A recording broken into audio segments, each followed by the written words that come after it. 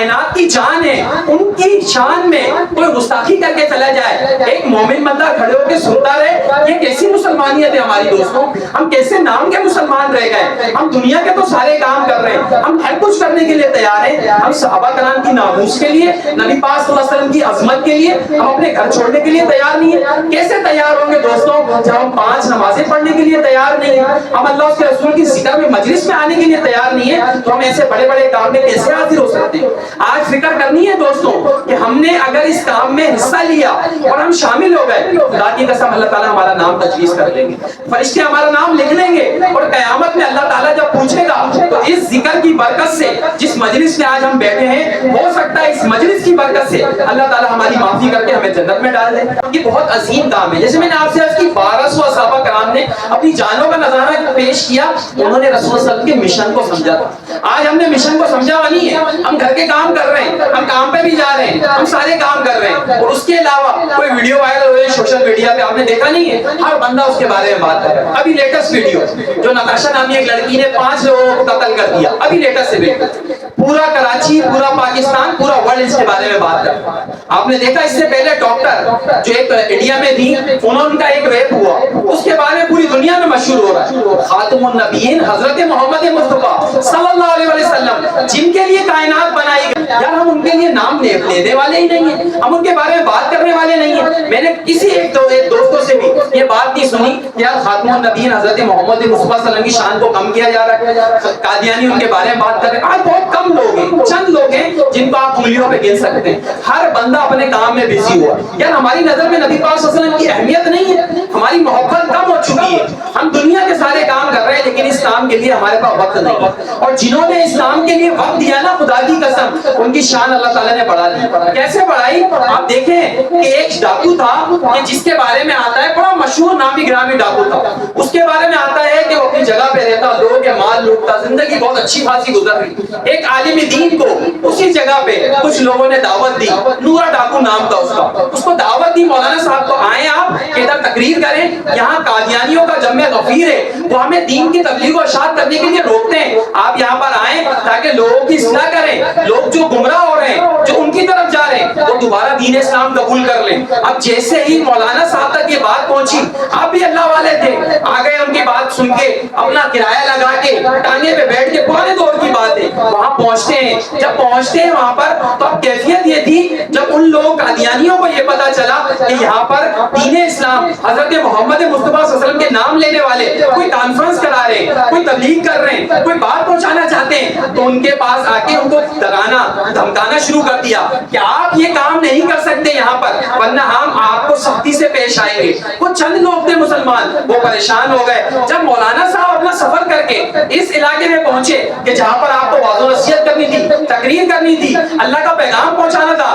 نبی پاک صلی اللہ علیہ وسلم کی شریعت کو عام کرنا تھا، نبی پاک صلی اللہ علیہ وسلم کا مقام کو بلند کرنا تھا، جب وہ وہاں پہنچتے ہیں تو کیا واقعہ ہوتا ہے؟ وہاں کے چند مسلمان تھے، پریشان بیٹھے ہوئے تھے۔ آج جب ان کے پاس آئے، ان کو دعوت دی کہ بھائی کیا ہو گیا، آپ لوگوں نے تیاریاں نہیں کی؟ انہوں نے کہا کہ یہاں جو قادیانی ہیں وہ ہمیں پریشان کر رہے ہیں اور کہتے ہیں کہ ہم آپ کی فیملی کو تنگ کریں گے، آپ کو پریشان کریں گے، آپ یہ جلسہ نہیں کر سکتے، آپ یہ پروگرام یہاں نہیں کر سکتے۔ چند لوگ تھے ڈر کے بیٹھ گئے۔ مولانا صاحب بہت پریشان ہو گئے، کہا میں اللہ اور اس کے رسول کے لیے آیا ہوں اور تم لوگ کیسے ہو کہ یہاں پر ایک پروگرام اٹینڈ نہیں کر سکتے؟ کوئی تمہارے یہاں پہ بڑا بندہ کوئی ہے کہ جو یہ کام سنبھال سکے؟ انہوں نے کہا ہاں ایک بندہ ہے جو نورا ڈاکو کے نام سے مشہور ہے، لوگ اس سے بہت ڈرتے ہیں، بڑا مشہور واقعہ، بہت اللہ تعالیٰ نے اس واقعے کو عزت دی۔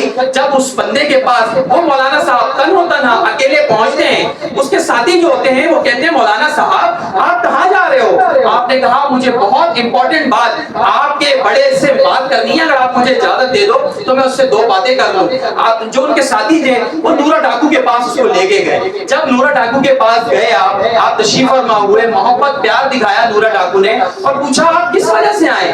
کہا آپ کے علاقے میں ایک پروگرام منعقد ہو رہا تھا جو ختم نبوت کے متعلق تھا، یہاں کے قادیانی جو ہیں وہ جو ہے یہ پروگرام رکھنا نہیں چاہ رہے، وہ ختم کروانا چاہ رہے ہیں، لوگوں کو دھمکا رہے ہیں، ڈرا رہے ہیں کہ کسی طریقے سے یہ پروگرام نہ ہو، تو اگر آپ میری کوئی مدد کر دو، آپ بھی نبی پاک صلی اللہ علیہ وسلم کے مشن میں اپنا نام لکھوا دو تو آپ کے بد بھلے ہو جائیں گے، اللہ آپ سے راضی ہو جائے گا، نبی پاک صلی اللہ علیہ وسلم خوش ہو جائیں گے۔ آپ نے تو بڑے غلط کام عرصے تک لوگوں کو لوٹا ہے, لوگوں کا مال کھایا ہے, لوگوں کی عزت سے کھیلا ہے. آج اللہ تعالیٰ آپ کو گولڈن چانس دے رہا ہے. اللہ تعالیٰ آپ کی بھلے کرنا چاہتا ہے. نبی پاک صلی اللہ علیہ وسلم آپ سے کام لینا چاہتے ہیں. اگر آپ میرے ساتھ چلو, اپنی فوج کو جو آپ کے ساتھ لوگ ہیں ان کو بھی لے لو, چلتے ہیں وہاں پر پروگرام کرنا چاہتے ہیں. جب پروگرام ہوگا ان کو پتا چلے گا, جو لوگ دین سے دور ہو رہے ہیں, جو لوگ قادیانیوں کو اٹینڈ کر رہے ہیں, جو قادیانیوں کو سپورٹ کر رہے ہیں, ہو سکتا ہے وہ گفتگو سن کے واپس دین اسلام پر آ جائیں. جب یہ نورا ڈاکو نے یہ بات سنی وہ رونے لگا,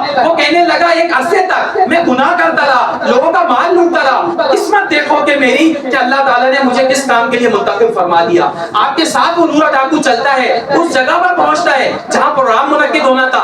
مسجد میں آ گئے, مسجد میں پروگرام رکھا. سب سے پہلے وہ نورا ڈاکو مائک لے کے سامنے کھڑے ہو کے کہتا ہے کہ میں یہاں پر نورا ڈاکو بول رہا ہوں, اگر کسی میں ہمت ہے میرا مقابلہ کرنے کی تو میں مسجد کے سامنے کھڑا ہوں, آگے مجھ سے مقابلہ کر لے. اگر نہیں کر سکتا تو اپنے دلوں میں چھپ جائے, وہاں سے نکلنے کی ضرورت نہیں ہے. جب تک یہ پروگرام ہو رہا ہے میں یہیں کھڑا رہوں گا, کسی ماں کے بیٹے میں دم ہے تو آگے مجھ سے مقابلہ کر لے. 2.5 گھنٹے تک پروگرام منعقد ہوا, اللہ اس کے رسول کی پیاری باتیں ہوئیں, ختم نبوت کا جلسہ ہوا, پروگرام منعقد ہو گیا, ختم ہو گیا. آپ جو مولانا صاحب تھے وہ اپنے گھر تشریف لے گئے. یہ نورا ڈاکو جو تھا یہ اپنے گھر چلا گیا, جنگلوں میں رہتا تھا, لوگوں کو لوٹتا تھا. زندگی گزر گئی. ایک عرصہ گزرنے کے بعد ایک دفعہ وہی مولانا صاحب جن کے گھر پہ درس ہوا تھا مسجد میں, ان کے دروازے کے باہر دستک ہوتی ہے. دستک دروازہ کھولتے ہیں, دیکھتے ہیں ایک مولانا صاحب سامنے کھڑے ہیں, نظریں جھکی ہوئی ہیں, داڑھی رکھی ہوئی ہے, امامہ پہنا ہوا ہے, ہاتھ میں تسبیح ہے. پوچھنے لگے صاحبزادے آپ یہاں پہ کیا کر رہے ہو؟ کہنے لگے آپ نے مجھے پہچانا نہیں. حضرت فرمانے لگے میں بوڑھا ہو گیا, میں نے آپ کو پہچانا نہیں, کون ہو آپ؟ کہنے لگے یاد ہے ایک مرتبہ آپ میرے پاس آئے تھے ختم نبوت کا پروگرام کروانے, میں نورا ڈاکو.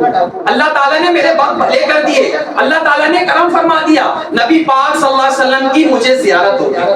اسی رات زیارت ہوئی جس دن آپ نے پروگرام منعقد کروایا تھا, جس دن آپ مجھے لے کے چلے تھے مجھے گھر سے. مسجد میں پروگرام ہوا تھا, ختم نبوت کے اوپر بات ہوئی تھی, صرف میں نے پہرا دیا تھا, کرا کچھ نہیں. گفتگو تو آپ نے فرمائی تھی نا, میں نے تو صرف پہرا دیا, کھڑا رہا. بس اس کھڑا رہنے کو میرے نبی پاک صلی اللہ علیہ وسلم نے قبول فرما لیا. آپ رات میں خواب میں آئے ہیں اور ارشاد فرمایا ہے نورا ڈاکو ہم تجھ سے خوش ہو گئے, تیری ساری خطائیں اللہ تعالیٰ نے معاف کر دیے, اللہ تجھ سے راضی ہو گیا. وہ رات تھی اور آج کا دن ہے. اللہ تعالیٰ نے مجھے ایسی توبہ کی توفیق دی ہے کہ اللہ تعالیٰ کا کرم ہو گیا, اللہ کا فضل ہو گیا کہ اللہ تعالیٰ نے داڑھی کی توفیق بھی دے دی, اللہ نے امامے کی توفیق بھی دے دی, اللہ تعالیٰ نے تسبیح کی توفیق بھی دے دی, نمازیں بھی پڑھتا ہوں, لوگوں کو دین کی طرف بھی بلاتا ہوں. یہ سارا آپ کی وجہ سے ہوا ہے کہ آپ میرے در پر چل کے آئے تھے, آپ کی وجہ سے اللہ تعالیٰ نے مجھے قبول کر لیا.